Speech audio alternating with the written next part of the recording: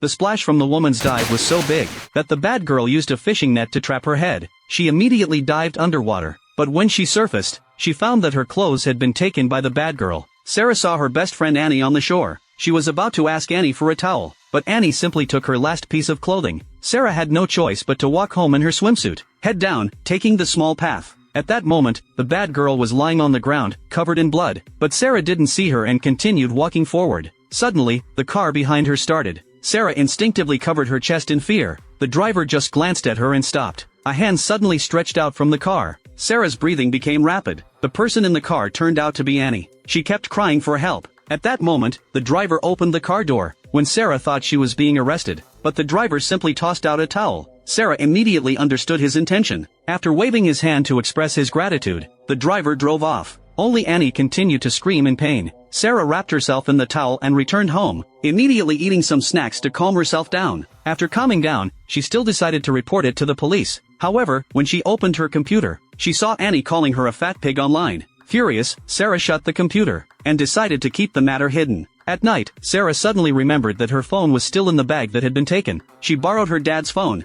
returned to the small path, and dialed her own number. As she followed the blood trail to find her phone, the driver suddenly appeared and took her away. He quickly covered Sarah's mouth. It turned out Annie's family had also found the area. Sarah managed to avoid their search and returned home, but her mom discovered the strange bloodied towel. When her mom questioned her, Sarah lost control of her emotions, feeling that everyone was bullying her. Suddenly the driver appeared and knocked Sarah's mother unconscious. Sounds came from upstairs as her younger brother shouted. The man simply signaled for her to be quiet and to go upstairs. Sarah immediately blocked him. Unexpectedly, the man obeyed her. He held a gun and took Sarah away from there. Do you think this man exists?